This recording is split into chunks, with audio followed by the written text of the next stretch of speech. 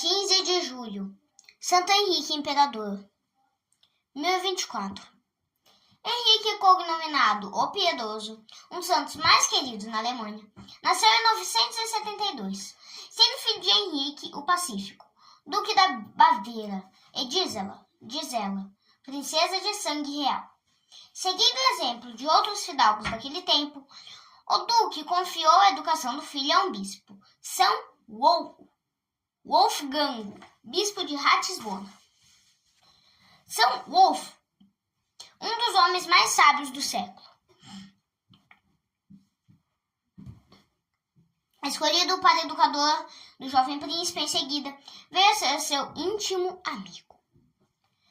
São Wolfgango morreu em 994, seguido pelo pai de Henrique, o qual deixou ao filho o governo do ducado da Baviera. Pela morte do primo, o imperador Otão III, os príncipes eleitores ofereceram a Henrique a coroa imperial. Conhecendo bem os perigos que se prendem às culminâncias das grandezas terrestres, procurou compenetrar-se bem das suas responsabilidades e governar com equidade e justiça. O primeiro cuidado que teve foi santificar-se a si mesmo, pelo cumprimento fiel dos deveres para com Deus e com o próximo. Para esse fim, praticou os exercícios de oração e meditação, não descurando as virtudes, e entre estas, em primeiro lugar, a humildade. Diversos concílios nacionais foram convocados, com o fim único de tornar conhecidas as leis disciplinares do Código Eclesiástico. Os concílios de Frankfurt e Bamberg foram presididos pelo imperador. Grande amigo da vida interior, era Henrique protetor dos conventos e dos religiosos. Sendo preciso pegar em armas, Henrique outro fim não visava senão a defesa do povo. Nas campanhas, teve ao seu lado o direito e a proteção divina. Tendo o grande dom de aliar a caridade e a justiça, era querido pelos bons, temido pelos maus, respeitado por todos. Coroado solenemente pelo Papa Benedito VIII, garantiu à Igreja fidelidade e sancionou as doações a ela feitas pelos antecessores. A preciosíssima coroa que o Papa lhe oferecera, Henrique depositou sobre o altar do mosteiro de Cluny.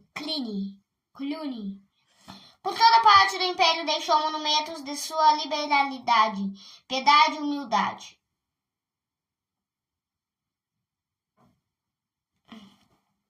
O bispado de Bamberg, bem como a suntuosa catedral do mesmo, é fundação de Henrique. Essa grande liberalidade se achou a aprovação de todos. Desencadeou contra ele uma campanha atroz dos próprios irmãos.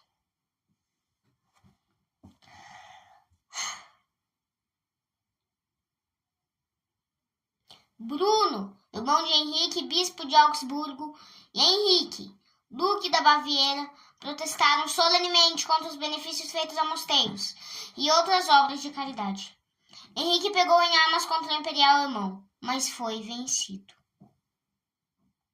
Mais sérias foram as guerras que o imperador teve de empreender contra os pagãos, que tinham invadido a Posnânia, a Saxônia e a Silésia, a cujo furor tinham ficado entregues muitas igrejas da diocese de Merseburgo. Em pouco tempo foi restabelecida a ordem. De outras campanhas contra os rebeldes da Boêmia e Morávia, Henrique saiu vitorioso. As igrejas em ruínas foram restauradas e as dioceses devastadas de Hildesheim, Mecksburgo, Magdeburgo, Strasburgo e Meissen experimentaram novas e sólidas reformas. Interesses da igreja chamaram novamente a Itália, onde os sarracenos, aliados aos gregos, tinham causado muitas desordens. Henrique obrigou-os a abandonarem o solo apenino. Terminada essa guerra, visitou os mosteiros de Monte Calcine e de Cluny, fez amizade com Roberto, rei da França, pouco antes seu inimigo, e percorreu o império todo com a intenção de espalhar por toda parte os benefícios da santa religião. Verdadeiro pai do povo que era, consolava os pobres, abolia abusos inventados, protegia e defendia os burgueses contra os prepotentes fidalgos. No meio de tantos trabalhos que lhe mereciam toda a atenção, Henrique tinha os olhos abertos para todas as necessidades do povo, sem se esquecer dos interesses íntimos da alma. Conhecendo as dificuldades em descobrir as paixões do orgulho e da ambição, não lhe dava tréguas, procurando-as e prosseguindo-as nos últimos redutos. Inimigo de todo farisaísmo, considerava amigos aqueles que, com toda franqueza, lhe diziam o que de incorreto nele tinham descoberto.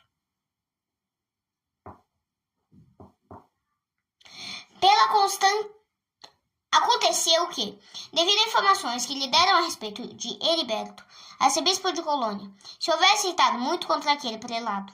Provada a inocência do mesmo, o imperador se prostrou de joelhos diante do arcebispo, implorando-lhe perdão. Pela constante prática de modificações, conseguiu subordinar as inclinações aos ditames do dever. A oração era-lhe companheira inseparável. Assíduo na assistência à Santa Missa, recebia muitas vezes a Sagrada Comunhão. Além da devoção ao Santíssimo Sacramento, entretinha um culto particular em Maria Santíssima e ao Anjo Tutelar. Desejava abdicar e passar o resto da vida num convento.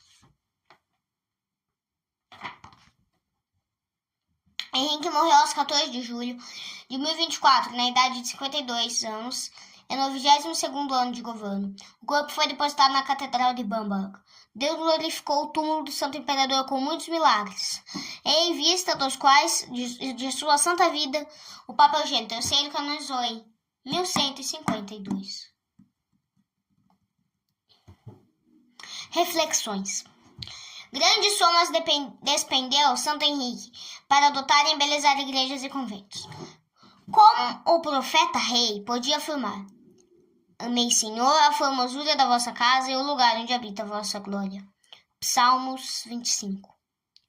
Concorreu para a construção de igrejas ou para a magnificência do culto, é obra agradabilíssima a Deus e sumamente meritória.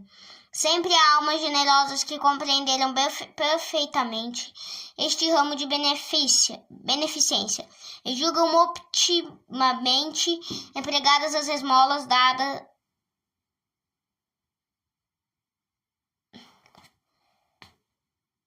para esse fim.